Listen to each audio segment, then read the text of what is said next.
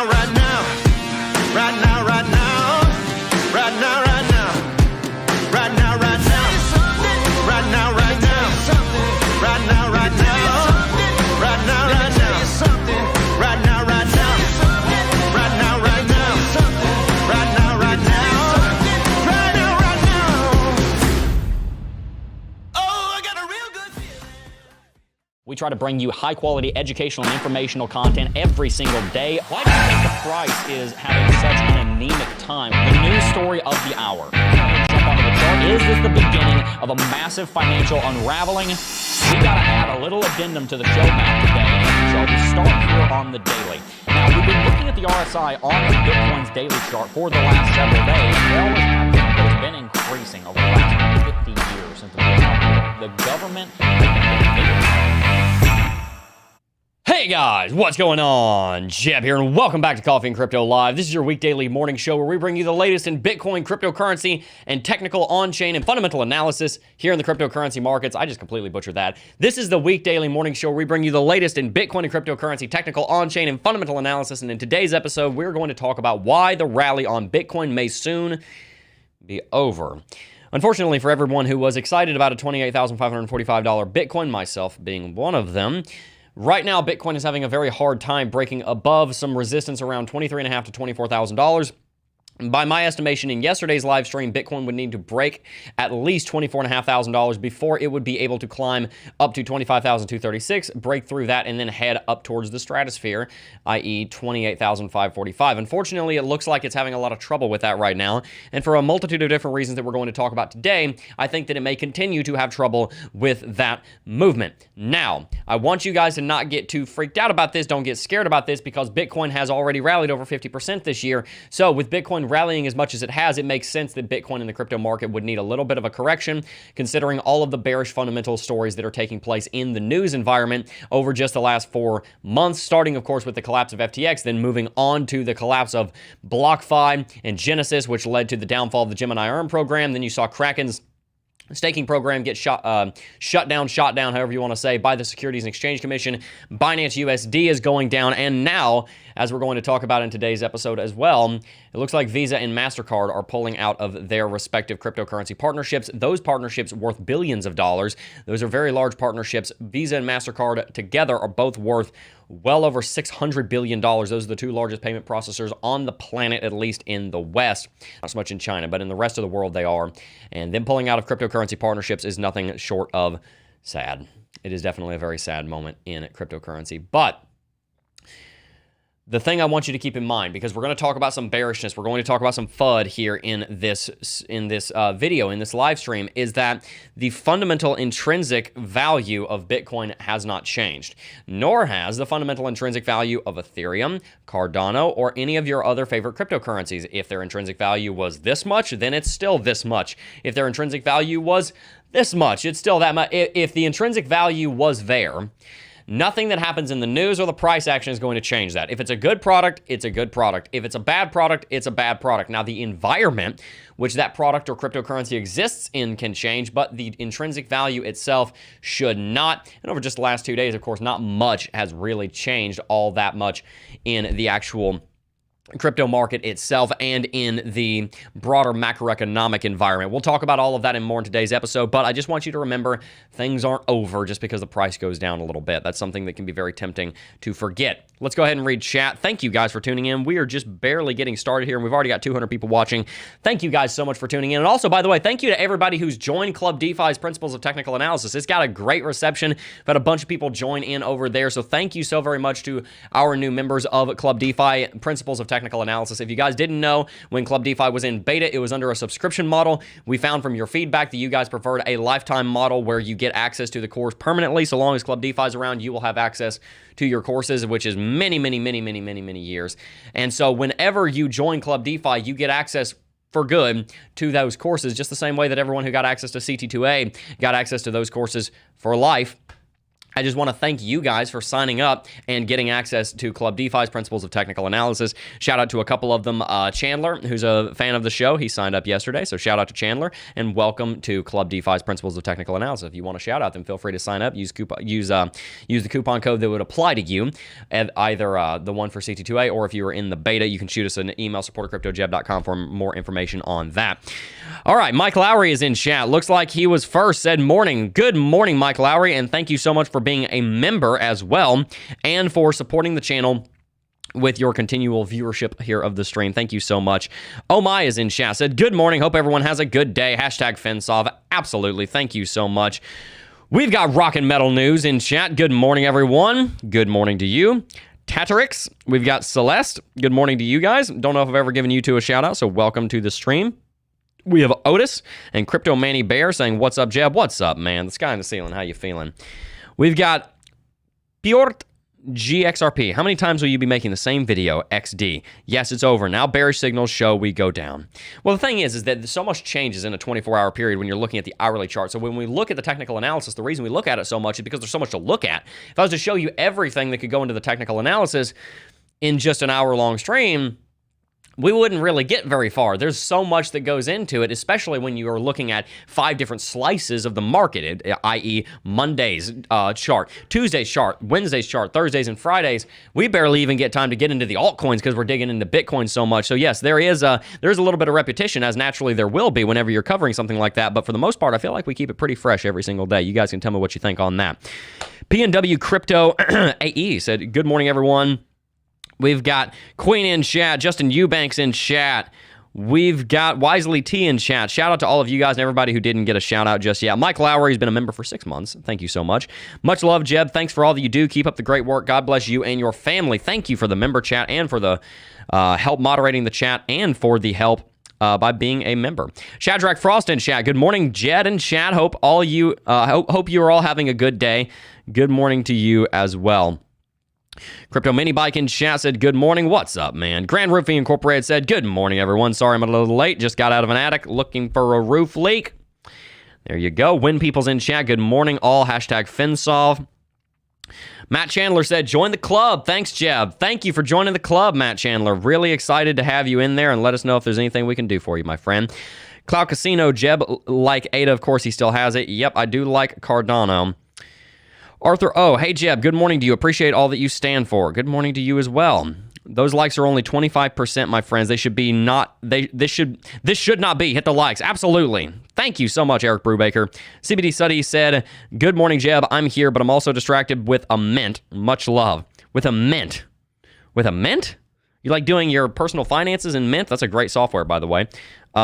If so, then yeah, shout out to you. Grand Roofing Incorporated donated $5. Said, just because. Hashtag FinSolve. Boom, absolutely.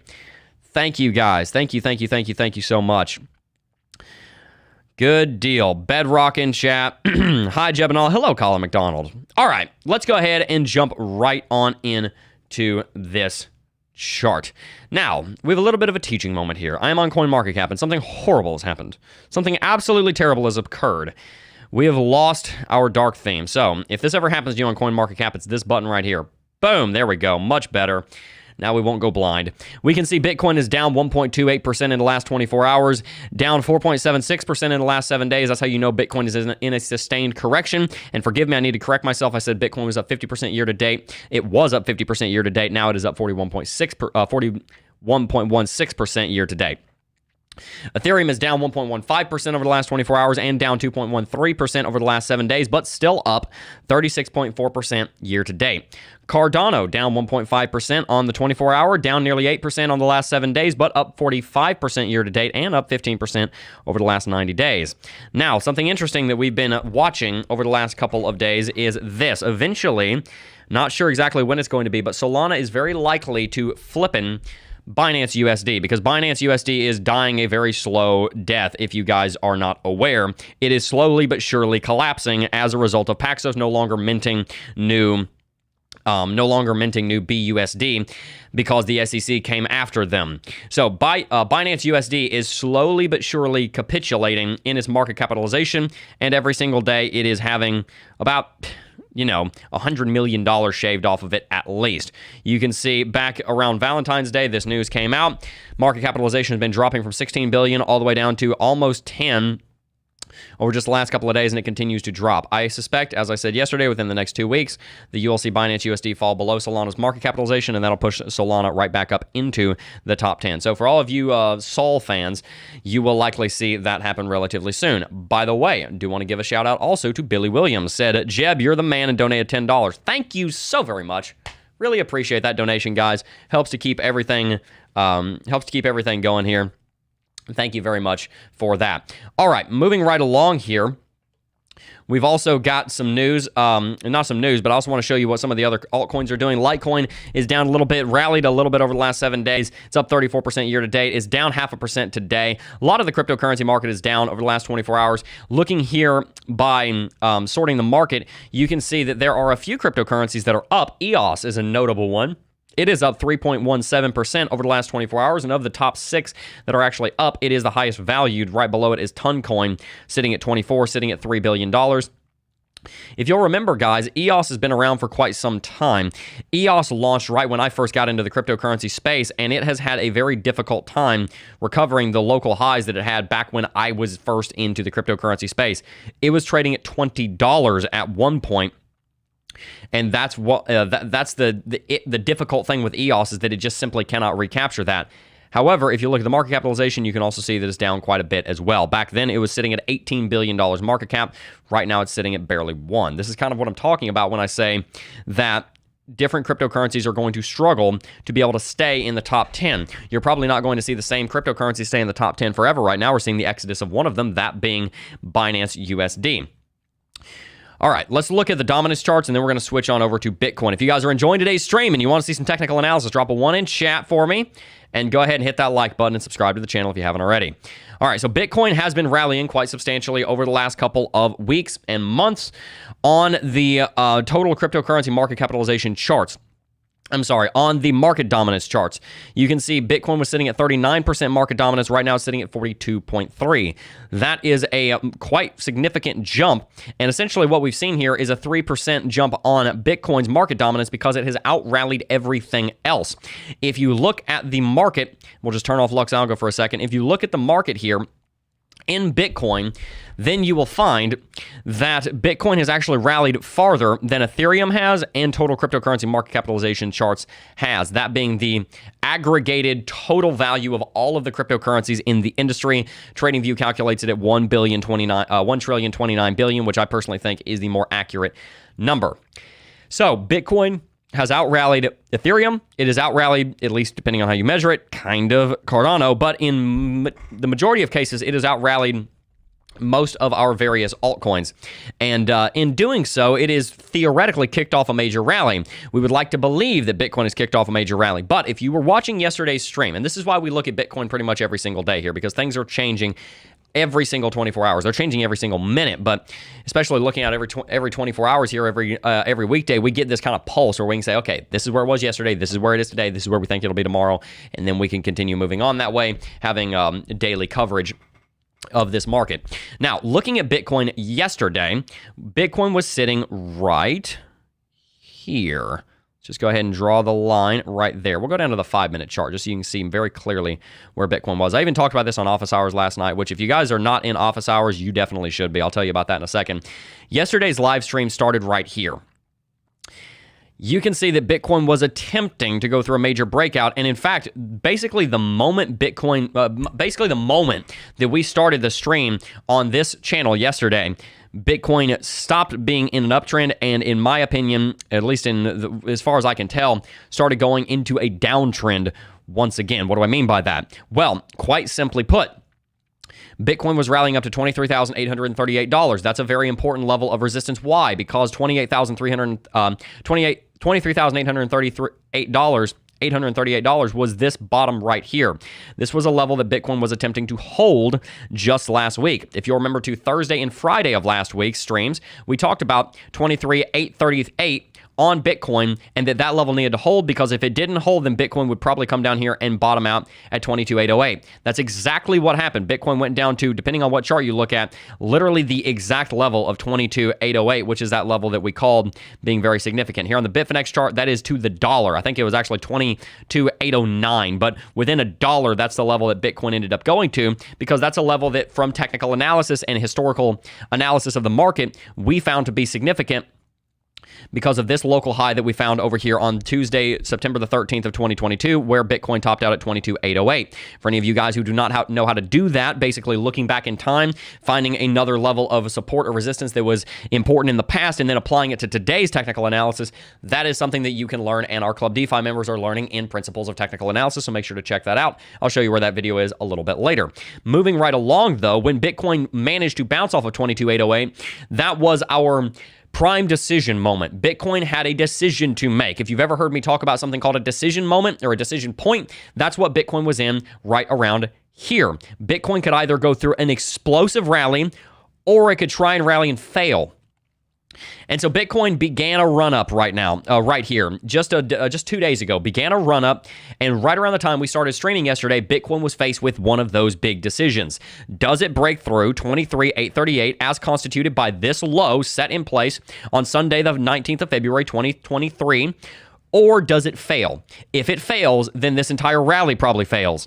And during yesterday's live stream, if you'll remember to yesterday's live stream, Bitcoin failed to get above 23,838. And my opinion on the matter was evolving even during the stream, because what looked to be an attempted breakout above 23,838, which could push Bitcoin up to $24,500, which I believe is a critical level to break back to local highs and towards former bear market lows during 2021. Bitcoin failed to break above 23,838 and failed pretty spectacularly.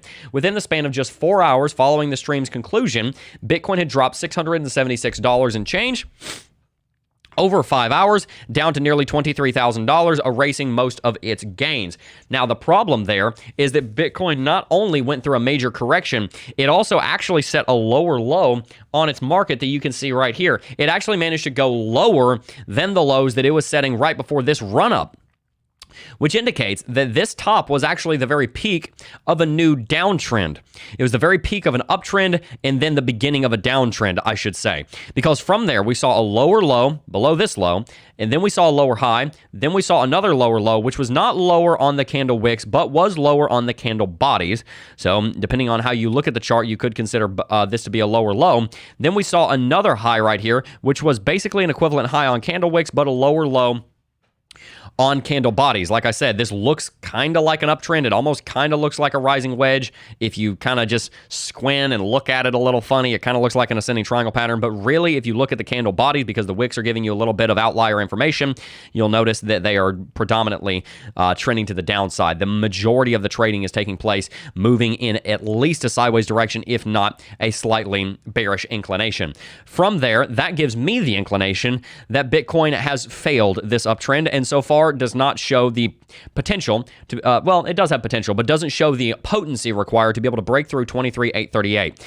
In short, if Bitcoin fails to get above 23,838 in reasonable time, and I'll say reasonable time is by Friday, if it fails to get above 23,838 by Friday, then this attempted rally is nixed, and Bitcoin's primary downtrend on the 4-hour chart, which began right here and has been moving us to the downside away from 25K for some time, will likely continue, and by Monday of next week, we will probably break below 22,808. Now, that's a pretty detailed prediction. So let me go ahead and break down what it is and why. I'll just repeat myself so you guys can remember this, and you guys can remind me on Monday that I made this prediction, and we can see if it comes true.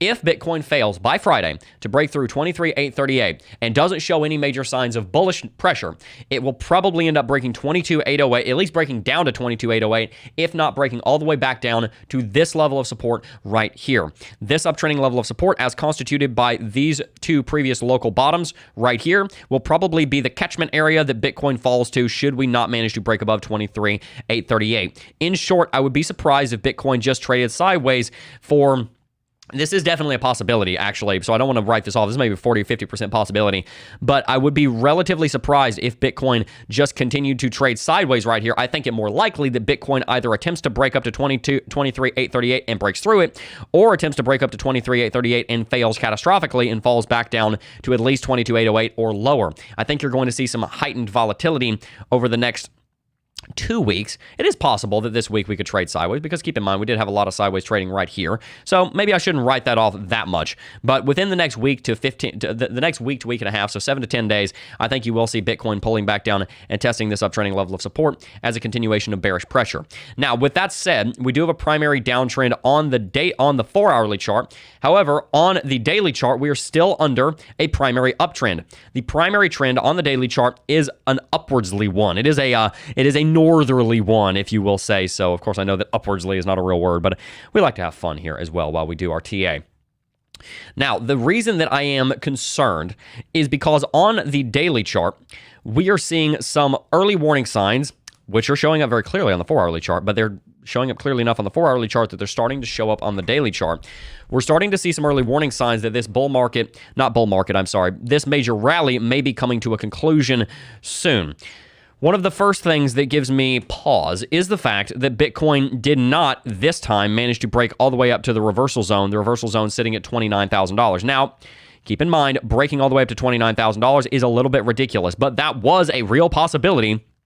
Just 2 weeks ago, when Bitcoin was testing 25,236, it was a real possibility that Bitcoin would be able to go through as large of a breakout and rally as we saw during the last phase of this rally and break up to at least $28,000. That was in the realm of possibility. So don't write off the idea that Bitcoin not going to 28 is a bad thing, because that actually was in the cards. However, even Bitcoin just not getting anywhere near the reversal zone means that it has obviously lost some of the momentum that it had here at the beginning of the year. It had a lot of this momentum due to the fact that Bitcoin had capitulated farther than it should have because of the FTX fallout. Most of that was going to impact the price had already been priced in. Then we saw a pretty large CPI drop down from 7.1% in December's reading to 6.5% in January's reading. And that helped things along quite a bit. That reading came out right here, leading Bitcoin into a major rally. From there, though, we saw some FUD come in. We started to see all kinds of different FUD, like Genesis going bankrupt. Bitcoin had a small correction. Not the end of the world. We rallied. The unfortunate thing was, and this was the first warning sign that we saw that something could be wrong, is that Bitcoin did not manage to break $25,000. And if you'll notice, over the last week since that occurred, I have been markedly more bearish. And the reason is, breaking above 25,236 was the level that we had to beat to continue in this degree of bullishness. Now, you could argue that Bitcoin is still bullish. It's just moving in kind of this direction rather than this direction. And the angle of attack that the bulls are placing against the bears has become more shallow. And maybe all it is that Bitcoin is entering into a more neutral and a more sustainable bull market environment where it can rally more sustainably. That is very possible. However, that is not very common in the beginning of a major uptrend. Normally, if that kind of thing occurs, it means the uptrend is over, because if the FOMO is not there all the way, a lot of times the FOMO is not there at all. It's kind of like a 1 or a 0. There's either a lot of FOMO or there's not, and there's not right now in the same way that there was a month ago. So the fact that Bitcoin could not get to the top of its reversal zone indicates to me that something very bad is taking place. Not very bad, I shouldn't say. It's not a moral thing, but a very bearish is taking place in the bullish camp right now, which is going to lead to a lot of difficulty for Bitcoin to be able to go into a major rally. Now the question becomes, as I said, does Bitcoin continue this rally in this direction? Or does Bitcoin continue the rally, but it's moving in this kind of inclination?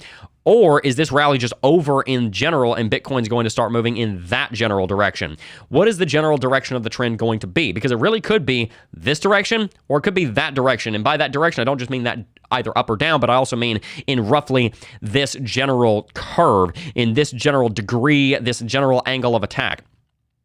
Does Bitcoin start to have a general correction back down to $20,000 through the month of March? Or does Bitcoin manage to hold itself above critical support above $22,000, and then it continues a rally such as this, where maybe we enter a long-term ascending wedge? That ascending wedge breaks bearish. We pull back, test 22.8 again. Setting a new higher low, and then we bounce and move to the upside. All of those scenarios are possible. However, which one is likely is what we're more interested in. at the moment, as I said, there are a few things that are worrying me in the Bitcoin and cryptocurrency markets and in the macro environment. Right now, let's start with crypto, and we'll talk about the macro for a second. You guys know I talk quite a bit about geopolitics, history, and economics on this channel as well, not just cryptocurrency, because all of those things inform our market here in the crypto landscape. Let's start with the cryptocurrency element, though. Bitcoin is struggling from a few different technical factors. First and foremost, it did not manage to set a much higher high to the same degree that we saw a higher high before. For example, we saw a high right here, then we saw a high right here, then we saw a high right here. Notice the degree of difference. The difference in these two highs is nearly $6,000. The difference in these two highs is $1,000.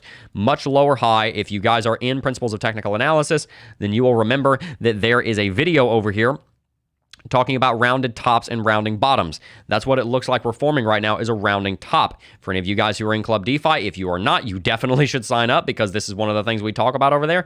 This kind of rounding top formation is part of the problem. The other factor to keep in mind technically is that Bitcoin right now has a red trend catcher. That indicates that this sell signal back over here really might have been an early warning sign that something was going bad in the market because Bitcoin corrected too much, or Bitcoin just rallied too far in the first place and needed to calm down. We do not have a sell signal to corroborate this red trend catcher yet, so we do not have a confirmed sell signal. But if Bitcoin does fail to get above, what's the level I was talking about? 23,838. If Bitcoin does fail to get above that level, which roughly is equivalent to the trend catcher, which is sitting just about $50 above that, if Bitcoin fails to get above that level, then Bitcoin likely ends up going through a corrective movement down to at least the top of the EQ cloud, if not even into the EQ cloud down to $21,500, which is very possible and likely in my opinion and in my assertion. And if it does that, we probably end up seeing a sell signal. A confirmed sell signal on Lux Algo is a coffin nail for the market, because sell signals in the history of Bitcoin do not happen very often, but when they do, they are typically very, very strong, especially when they are at the top of a rounded top, similarly to what we saw right here and what we saw right here. I'll just give you 3 examples of sell signals that took place at the top of a rounded top. Rounded top, rounded top, rounded top. Sell signal came into play. Let's just go ahead and draw where they were right here and when they were confirmed. Sell signal confirmed on the 10th of April 2022. We'll look at these dates here in just a moment. This was confirmed November 17th of 2021. And then this sell signal right over here was confirmed on the 21st of April. All of these having to do with rounded tops where the market was starting to lose momentum. Let's go ahead and turn off Lux Algo and we can just see how powerful those signals are. So after these signals took place, we saw a 47% correction. After this signal, 48% correction. After this signal, 57% correction. If we see a rounded top forming right now on a smaller scale, but nevertheless valid, if we see a smaller rounded top forming right now, as we do, I mean, just notice we're having a rounded top, just similar to how we saw in these markets. If we see that rounded top followed by a sell signal in the next few days, that is a death sentence for this uptrend, and Bitcoin probably collapses down to at least $20,000, if not lower. You see how fast the rhetoric can change, because 2 weeks ago, the rhetoric was, wait a minute, we could be going to 28,545 if only we break this one level. But there's always that if statement. In every prediction, if someone is being responsible in their predicting, there will be an if statement. If this happens, then that happens. If we break 25,236, then we're probably going to 28,545. That prediction is still in place. Actually, we're just farther away from it. Right now, if Bitcoin can't get above 23,838 and stay up there and confidently move to the upside with a lot of bullish pressure, sorry to tell you, my friends, but we're probably going to see a sell signal on Bitcoin, and we're probably going to see a correction down to at least $21,500, if not even lower, probably something more like 18 to 20, and that could take place in the month of March. I realize that's not going to be a very popular assertion, but I did not start this YouTube channel to be popular. I started this YouTube channel to teach you guys and to help you be successful, and I sometimes have to tell you things that you don't want to hear to accomplish that purpose. So with that in mind, I also want to talk about some of the things that are going on geopolitically that are helping and also hurting. We'll talk about this for about 3 to 4 minutes because I know some of you guys don't prefer this topic, but it is nevertheless very important. Now, there are plenty of different factors going into Bitcoin. Some of the biggest ones are inflation, the federal funds rate, and the quantitative tightening that the Fed is embarking on right now. During the COVID...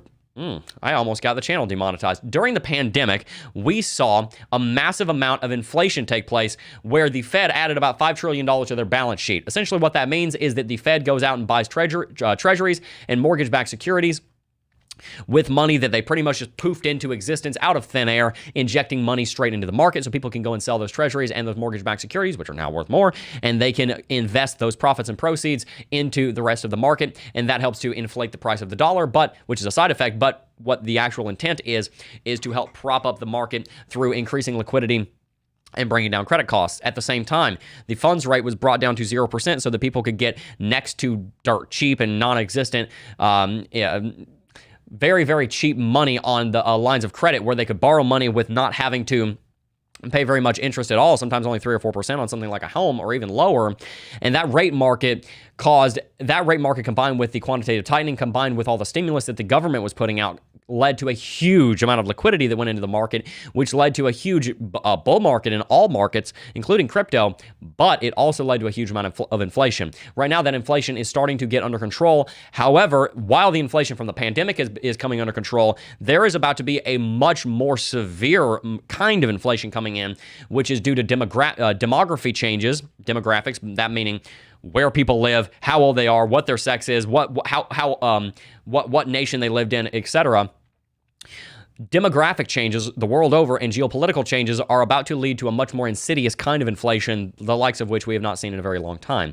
You see, the inflation that we saw during the pandemic years was as a result of very dovish and very generous fiscal policy, which led to inflation that, in theory, could be brought under control simply by turning the knob the other way. Right now, something is changing dramatically in the world, and that is since Russia invaded Ukraine and that war is going on, every single supply chain in the entire world has had to be rethought, not from a, oh crap, we have a pandemic that's going to disrupt things for 2 years and then we can go back to normal, but from a, wow, the world just fundamentally changed and it will never be the same kind of way. On top of that, the exact same thing is happening in China. China just flew a spy balloon over the United States, claims that it was a weather balloon, while Antony Blinken has the spy balloon in his possession and can say, no, we see the spy hardware right here. It is in our very hands. China, we know you were trying to spy on our nuclear facilities because China is trying to build up their own nuclear triad. That, combined with plenty of other things that are going on geopolitically with China, as far as China potentially sending lethal aid to Russia and aligning themselves with Russia, could potentially start a second Cold War or a third World War, hopefully not, and lead to the complete offlining of China and their manufacturing facility and their manufacturing plant within the next 3 years, which means that everything that was built in China now has to be built overseas in the United States or in Europe, and the United States and Europe are not in any position to bring that kind of manufacturing online for at least half a decade. When you see the global supply chain go through upheaval, like picture the movie 2012 and it's Washington, D.C. and you have the nuclear aircraft carrier coming in and the tectonic plates are upheaving, that's about what it looks like geopolitically right now under the surface. It might be hard to understand because it's all just headlines, but the tide is not just changing. The entire way that the ocean sits in the basin is changing. And so that is going to lead to a huge amount of inflation because all of that manufacturing has to be rebased overseas, and that costs hundreds of billions of dollars in many years and many millions of people to do. That kind of inflation is not something that you can change by simply changing the knob and switching off the money printer and then turning it off and then turning on the money vacuum and pulling it out of the system like they're doing right now. All of those factors make things very difficult for, one, the stock market, and two, for Bitcoin. Why? Because the last technical factor that is really impacting Bitcoin is this. The SPY is going down. The SPY tried to go through a major rally. It tried to break up above 418. It tried to break above the pre-war highs. It has so far collapsed, and it has failed to do so. Right now, the SPY is breaking to the downside more and more every single day. It's down 4% right now, and on top of that, the DXY, the dollar currency index, is marching ever higher. Now, the DXY is having a small correction, but it's probably only going to correct to 104.25, and then from there, it's more than likely going to bounce. This is not necessarily the beginning of a new downtrend. This is a secondary corrective wave out of the primary uptrend, which is moving the DXY to the upside. If you'll remember, one of the big theories we have about the way Bitcoin works is that Bitcoin responds to the DXY and the SPY in the inverse. Whenever the DXY is going up, Bitcoin is struggling. Whenever the SPY is going down, Bitcoin is struggling. Not only does Bitcoin have to contend with one of those variables, it has to contend with two. The SPY is going down and the DXY is going up, and frankly, that's a trend on the general that's probably going to continue to be a problem for the next 3 years, not just the next 3 days or 3 weeks or 3 months. The SPY is likely to have a very, very difficult time as a result of everybody retiring the world over and taking their money out of their pensions, their 401ks, and their Roth IRAs and putting it into, I don't know, a new golf cart or a condo in Palm Beach. That's what people are buying right now when they're over 65, over 67, moving into retirement, drawing Social Security benefits. They're taking money out of the stock market. They're taking money out of their retirement accounts, and they're putting it into consumption. But the other problem is they're not consuming things as quickly as they were before because they're no longer 30 and buying a new house and have 3 new cars with car payments and massive insurance policies on them. They've pretty much paid everything off. They don't have a lot of debt.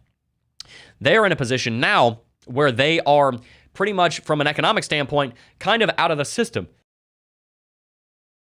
Excuse me, I'm sorry. My son loves to bring germs home from school and gives me the sneezes.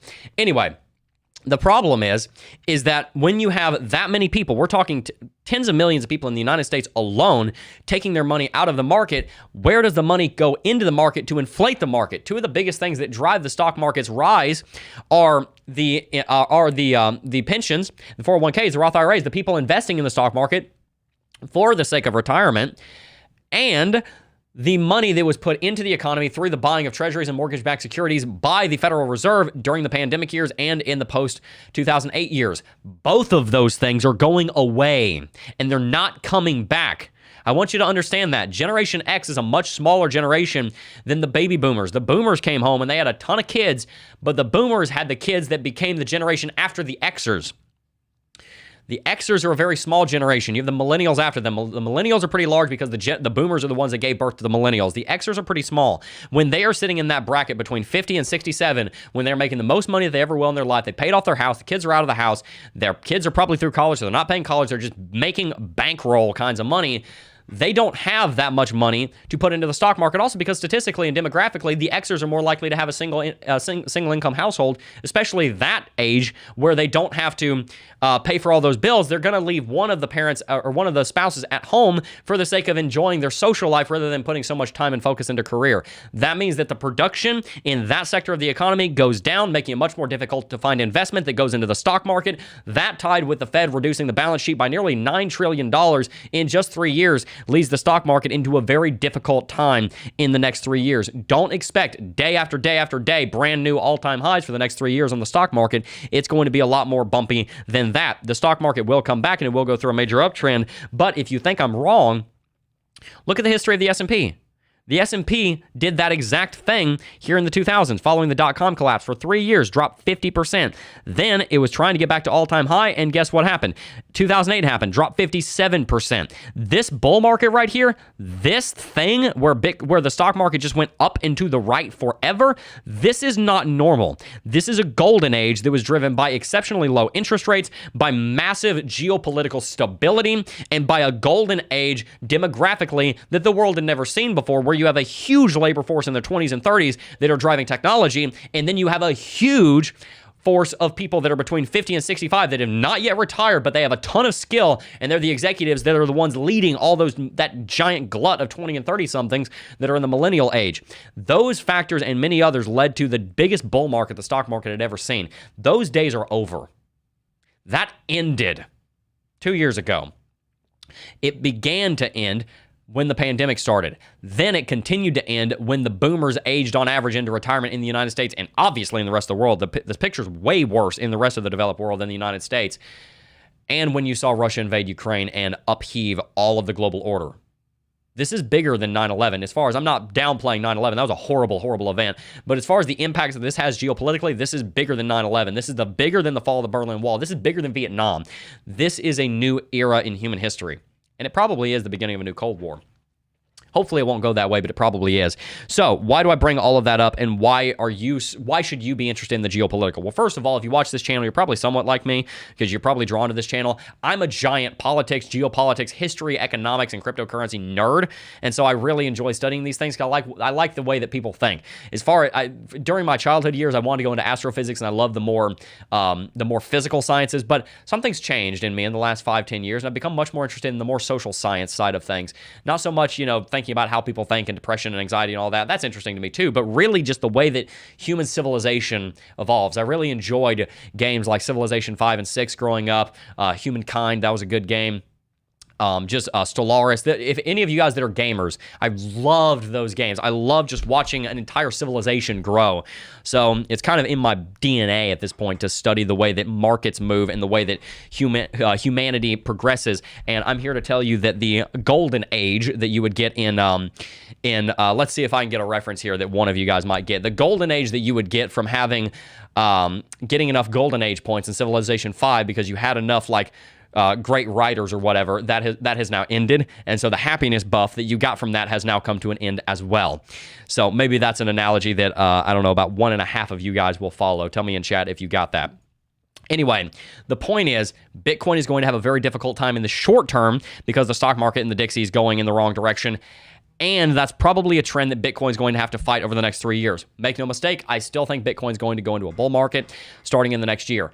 The thing to keep in mind is that this bull market is not going to be as easy as the ones before it. The last bull market, 2021, that bull market was driven by 0% interest rates. Nobody cared about inflation because they had new stimulus checks in their pocket and trillions of dollars of money being added to the money supply.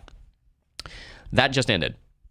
And so did the geopolitical stability that built this world that we live in the first place of cheap everything because you had China to manufacture it. That's over. It's over. It's gone. Those days are over.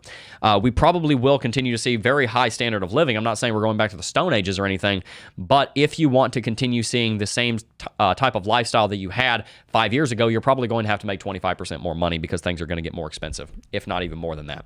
All right, let's go ahead and read chat for a little bit. I've been rambling for about 40 minutes now, but we've got 620 people watching. Thank you guys so very much for tuning in. If you're enjoying today's stream, then I would encourage you and ask you to go ahead and hit that like button. Smash the like button. Let's see if we can't get to 250 likes. I really appreciate all of you guys tuning in. He said the buzzword, China. Yeah, China is a very, very, very, China is a very important wild card in our world right now. All right. Billy Williams gave the super chat. Just want to give him a shout out again. Said, Jebb, you the man. And also, of course, Grand Roofing Incorporated gave the super chat. Said, just because, hashtag FinSolve. That rhymed. Good job. And also, I'm missing another one. Here we go. King donated 119 NOK. What is NOK? NOK currency. Is that the Norwegian kroner? Oh, it is a Norwegian kroner. Ha-ha! I actually got that right. Donate 119 Norwegian kroner, which is equivalent to $11.51. Well, thank you so much. Is it kroner or krona? I'm not sure. You can tell me. Is it kroner with like an R, or is it krona? Because it doesn't have a second R in it. I'm not sure. Anyway, are you just analyzing what might happen, or are you in any actual trades with real money, no demo accounts? Easy to tell levels in advance. That is a good question. As I've told you guys publicly before, I am no longer a full-time trader. I don't do a lot of trades. I am an investor. That's what I do. And that's one of the reasons why I look at the longer-term markets, is because that's where my attention is. It's not in day trading.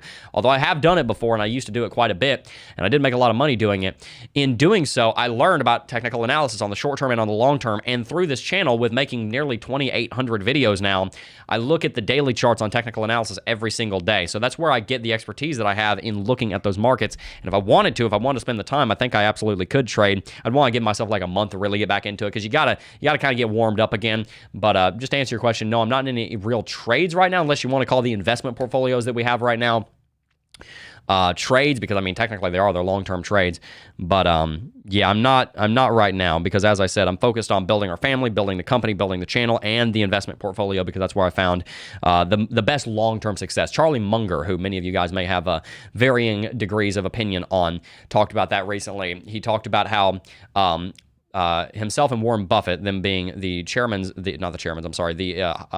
high-ranking executives at Berkshire Hathaway, they'll buy something that they believe has a strong industrial or infrastructural or intrinsic value to the economy, and they'll stubbornly hold it for 30 years. And that's kind of what I'm doing with Bitcoin and a couple of other cryptocurrencies. Is I bought them, I believe in them, and I am stubbornly holding them for many years, because I do believe that they are going to be very, very valuable one day in the future, and they already are. Jebb gives a whole picture charting. Fair play, IMO. Well, thank you. I appreciate that. Brian Kasaki said, always enjoy your analysis. Thank you. Thank you guys so much. If you are enjoying today's show, do me a favor. Hit that subscribe button. I really, really appreciate it. Focus Jebb is back. Enough with the preaching. I like Focus Jebb. I like fast talking Jebb. Good to have Jebb back, Alpha and Omega said. Beginning and the end. Let's see.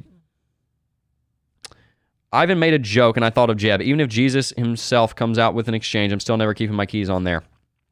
I don't know if Jesus ever really, if he's necessarily interacting with that. Well, no, he's interacting with everything. He's everywhere. He goes before we go. But yeah, I don't think he's in the business of creating exchanges. He's got a business of saving souls. And so you guys know I am a believer, and I do believe that the Lord Jesus Christ is the King, and that by believing in him, you can have eternal life. If you'd like to hear more about that, feel free to let us know, and we'd love to talk to you about that. Let's see. Let's read chat for a few minutes here. Someone said 50K in 3 months. Not sure I agree with that. Flavio Gonzalez in chat. Good to see you, my friend. How are you doing, Jebb? I am doing well. I am doing quite well. Thank you so much. By the way, guys, I don't think I've said this on chat, but I finally started going back to the gym again. So I've been going to the gym every single weekday for about 2 weeks now, and I'm really excited. So tell me if you guys would like to see some content around that. Make sure to follow us on Twitter because I might post something over there on that.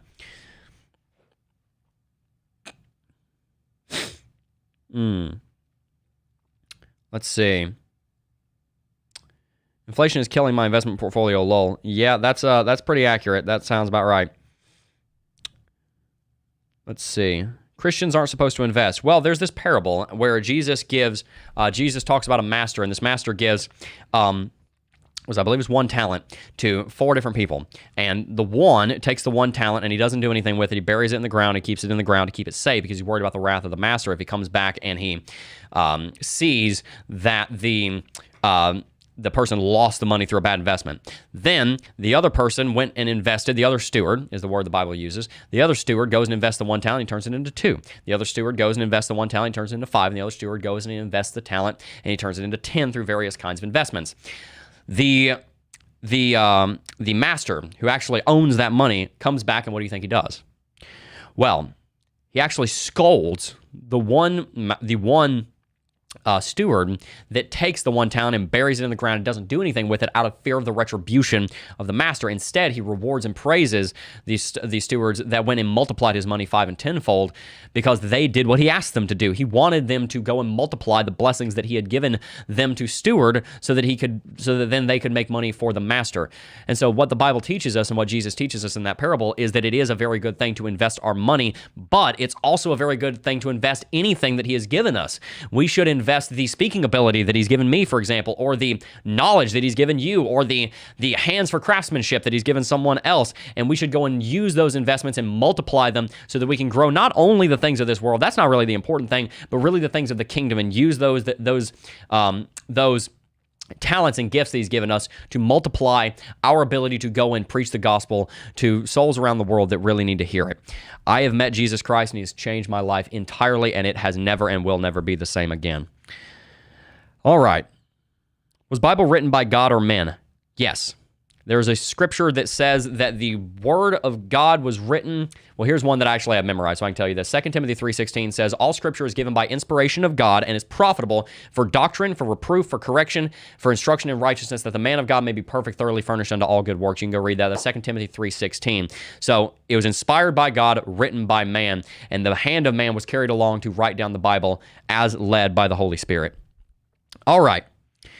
Let's see here. I love geopolitics and its effects on the market. Keep doing your thing, Jebb. It is much appreciated. Thank you. I'm my hero. Thank you so much. I really appreciate that. Guys, by the way, let's just read chat here for a second, but then I also want to talk about another piece of news. There's a very big thing going on.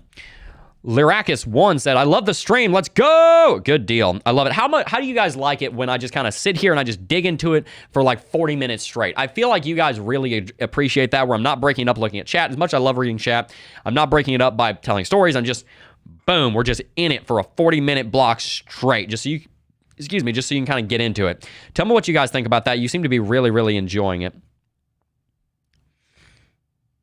Let's see. All right. Was man created in the image of God? Yes, it was. I love these questions, guys. Was man created in the image of God? Yes, man was. Man was created in something called the imago Dei, which is, I believe, the Hebrew. It might be the Greek. I think it's the Hebrew for the image of God. Imago, image, Dei, meaning deity or God. That's where the word deity comes from. Genuine Vlog Life said, amen, didn't know you were a believer, Jebb. I love my Lord. Jebb looks more like a college kid every day. I appreciate it. I love being young. Oh, man. Okay. Well, let's go ahead and jump right back into some news a little bit. There's a couple of things that we want to touch on. The first one would be this. Breaking Visa and Mastercard halt new crypto partnerships, according to a report by Reuters. Now, I typically don't pay for all these different news sites because they all want $5, and before you know it, you're spending $50 on all of these different news sites, and a lot of them are reporting garbage sometimes. But so I didn't actually go and read the report from Reuters, but this report right here kind of goes over everything, I do believe. And it says, according to sources, Visa and Mastercard will delay the launch of new blockchain partnerships until market conditions improve and a clear regulatory framework is established. As far as the details, obviously much of what they are struggling with is the failure of, let's just run down the list: Celsius, Three Arrows Capital, Voyager, FTX, BlockFi, Genesis. I'm missing one. Which one am I missing? Gemini's Earn program. There are a ton of different bankruptcies and just failures and capitulations that have taken place in the market. And frankly, Visa and MasterCard, trying to build a stable business that are already worth $400 billion, don't want that risk. They want to be able to see more regulatory clarity, and they want to see a more stable industry. And that's really what Bitcoin and crypto needs to build over the next 3 years. It needs to build stability, and it needs to build regulatory compliance, and it needs to build a framework of professionalism and orderliness, because like it or not, as Bitcoin and cryptocurrency becomes larger, it becomes more of the financial industry rather than a cypherpunk industry. I'm all for the cypherpunks. I think a lot of what that ideology was, as far as decentralize things and take it back into your own hands and be as independent as you can, there's a lot of great ideals in there. But as crypto grows larger, it becomes more of a financial product. Like it or hate it, what we're hoping is that crypto will be able to change the way a lot of the financial industry works in a way that's much more individual focused. It's not as greedy, in a way that is not as slimy. And unfortunately, there is a lot of that in crypto too. So we see through that also that we need the Lord Jesus. But anyway, the point is, crypto is not the only solution, but it is hopefully a solution to a lot of the problems in finance, many of them being just glaring inefficiencies, such as bank transfers internationally that are very slow, very expensive. We're hoping that Bitcoin can solve a lot of those different problems while also decentralizing and democratizing money and bringing it back into the hands of the people rather than into the hands of the governments and massive corporations that don't have your best interest at heart. That's the whole concept of financial sovereignty. That being said, a lot of the more unprofessionalism, as far as I'm not calling it unprofessional, but what a lot of people would view as unprofessional, that kind of thing changes a lot. And things that are genuinely not professional, like not having proper accounts of your transactions if you're an exchange like FTX, not making sure that you have enough money in reserve that you don't go bankrupt like Celsius or Voyager, those things have got to change. And Bitcoin's really got to, and cryptocurrency has really got to get a lot better about having a stable framework from which other industry partners such as Visa and MasterCard are going to want to come into this industry. Now, this is a spokesperson from Visa saying recent high-profile failures in the crypto sector are an important reminder that we have a long way to go before crypto becomes a part of mainstream payments and financial services. But baked into that statement is hope. We have a long way to go, but we're going to go. Just do a little bit of grammatical analysis there. That is the Visa spokesperson. At least maybe it's just saving face because they don't want to get in trouble with the crypto market. But crypto does have a future in the financial services industry and in payments. It's going to take time, though. And it takes a maturation of this space that a lot of us might not be ready for, but nevertheless is absolutely critical if we want to see the mass adoption of this project that we call Bitcoin. Now, if you guys did enjoy all of the technical analysis and all the fundamental analysis that we did, I want to let you know something. There is a program called Club DeFi's Principles of Technical Analysis waiting for you. And for any of you guys that were in CT2A or in the beta of Club DeFi, because now it's launched, in the beta of Club DeFi, you guys have a discount code waiting for you. And people have already used these discount codes. You have a discount code for 25% waiting for you if you were in CT2A for Club DeFi's Principles of Technical Analysis now that we've actually undergone launch. On top of that, if you were in Club DeFi's beta, where it was a monthly membership rather than the full one-time payment, because it's actually finally here now, if you were in that beta membership, you can now use a coupon code for however much money you put into Club DeFi. So, for example, we had one person that purchased Club DeFi's Principles of Technical Analysis. They put $25, 6 payments into, I won't say the name, but put 6 payments of $25 into Club DeFi during the subscription model. So they got $150 off of Club DeFi's Principles of Technical Analysis. And that could be you. So if you are a member of Club DeFi, or if you are a member of CT2A, which is like half of you guys, so many of you guys joined CT2A back in the day, then you can go ahead and sign up for Club DeFi. But before you do, shoot us an email, support@cryptojebb.com, and we will give you a coupon code specially for you so that you can get some money off of that purchase, so that you can get started in Club DeFi and be ready for when those other courses come out, and get your idea. Get an idea and a feel for what Club DeFi is all about. So guys, make sure you do that. And by the way, if you didn't know, we do have a refund policy. We have a 14-day refund policy. If you watch less than 20% of the course content, we wouldn't want you watching the whole course and wanting a refund. That wouldn't be fair. But if you do join Club DeFi and you decide, hey, this isn't for me, you have 14 days to refund it. Just shoot us an email, support@cryptojebb.com. Thank you guys to everyone who has joined the club, and a shout out to Chandler who just joined yesterday. All right, let's read a little bit of chat. Oh, and also, by the way, guys, we looked at Lux Algo a lot today as well. You can get 20% off with coupon code Jebb, J-E-B-B, in the description box down below. Imago Dei is Latin. Thank you. I thought that was Latin because that's we don't have a lot of Hebrew words that are root words for English words. Imago and Dei are both root words for image and deity. We're made in the Imago Dei, which is the image of the deity of God. But anyway, like I said, for any of you guys that are interested in Lux Algo or in Club DeFi, make sure to check them out in the description box down below. Those two things help to keep the lights on around here and help us to continue bringing you content every single day, while also providing you with an enormous amount of value, and they're both worth every single penny. That's why I love that we are running our channel and being thankful to you guys in that way. All right.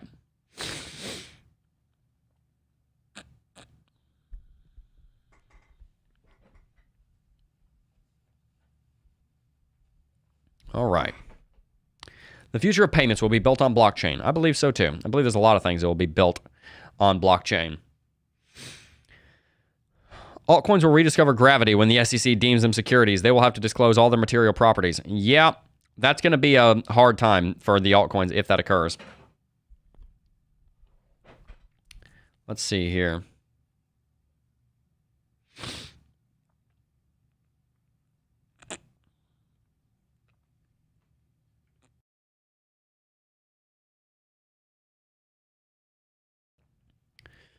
All right. Said styling with the new faith. Thank you, Jonathan Martin.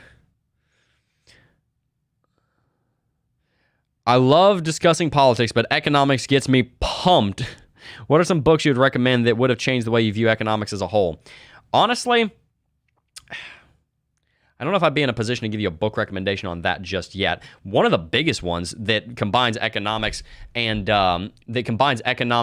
crypto would be, of course, the two books that Safadine almost came out: the Gold Standard. I'm sorry, the Bitcoin Standard, and what was his second book? I forgot it. I have a signed copy of it. That's horrible of me. Oh, goodness gracious. Of course, the Bitcoin Standard. The Bitcoin Standard is an incredible one. And then his second book. What is it? Safadine Almost's second book. Is the Fiat Standard? I think it's the Fiat Standard. It's the Fiat Standard. That's it. Yes, the Fiat Standard. Those are both incredible books.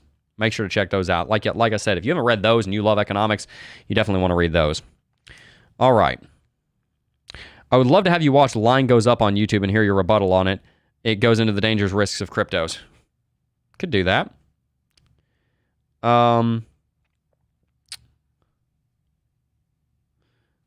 Let's see. Diamond Sauce said, always love the show. Thank you.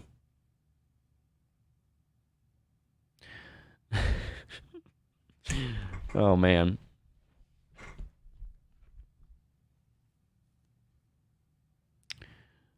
Let's see.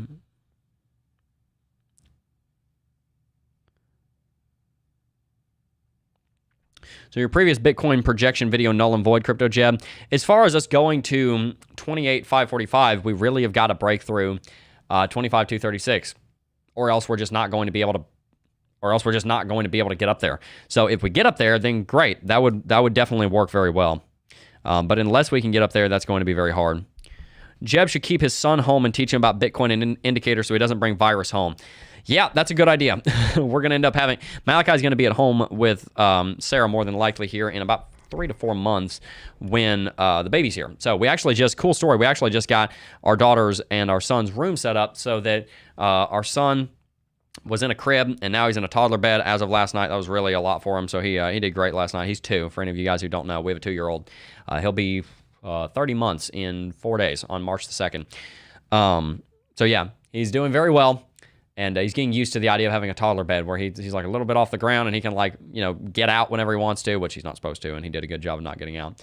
But yeah, our daughter will be here in a little over a month, and so that's pretty exciting. Nick Palazzo said, only crypto show I watch, you're the best, Jebb. Thank you. Thank you so much.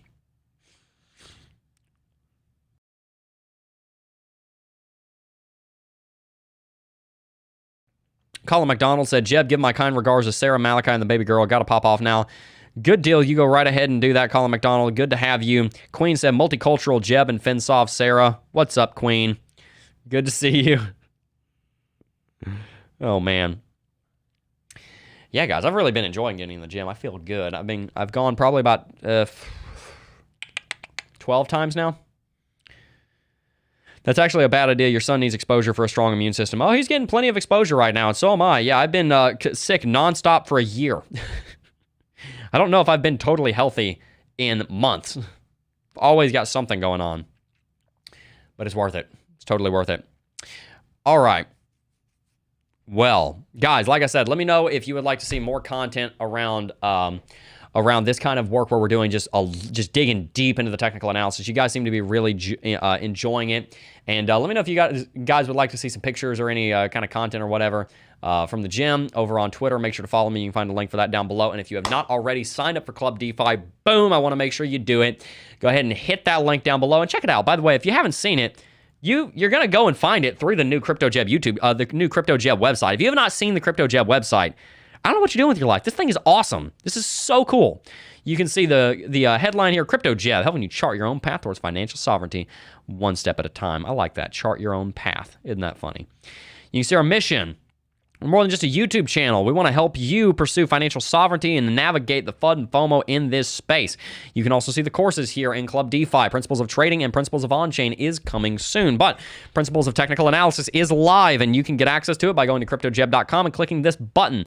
That button will bring you right over to this page where you can see all 62 videos that are in Club DeFi's Principles of Technical Analysis. And these videos are going to help you fully understand everything in the cryptocurrency market that you need to know so that you can go and be proficient by trading and investing in cryptocurrencies. So make sure that you sign up today. And if you are a member of CT2A or were a member of the Club DeFi beta, shoot us an email, support@cryptojebb.com, and we will make sure that you guys get a coupon code that is a thank you from us to you. As you can see, we've taught over 6,000 students how to work in these cryptocurrency markets over the course of 5 years, and just a lot of time here. All right, guys. Also, make sure to check out the About Us page where you can see this pretty cool AI rendering of myself. I thought this was pretty dope. You can see I have a little bit of a copy here that you guys can read. I think you guys will really enjoy this. You can also see our company's core values. We have integrity, the spirit of challenge, humility, Kaizen, dream mentality, and discipline. Don't have time to go into all those today. And you can also see some of our guests. So anyway, guys, make sure to check us out at cryptojebb.com and go and sign up for Club DeFi today and get yourself an investment in education that you will thank me for and thank yourself for years to come when you understand how crypto works. Boom. Let's go ahead and read chat for a second, then we're going to have to wrap it out. Hashtag FinSov. Queen said, Sarah, he's adorable. Said Jebb's looking jacked. I don't know about that. I don't know how you would know that because I'm wearing a long sleeve shirt, but I suppose thank you. All right. Anyway, guys, yes, the Bitcoin Standard is one of my favorite reads. I also love Lords of Easy Money and explores the history of central banking and the role of monetary policy in shaping the global economy. I'll have to check that one out. Also, check out, if you haven't already, if you're a fan of economics, you probably read it, but read Rich Dad, Poor Dad. Everybody's read that book. Great book. Phenomenal book. Anyway, y'all, I have to get going, but before I do, I just first want to thank each and every single last one of you for watching, as always, and I will see you guys in the next video. Peace. Oh, I got a real good feeling. Got a real good feeling.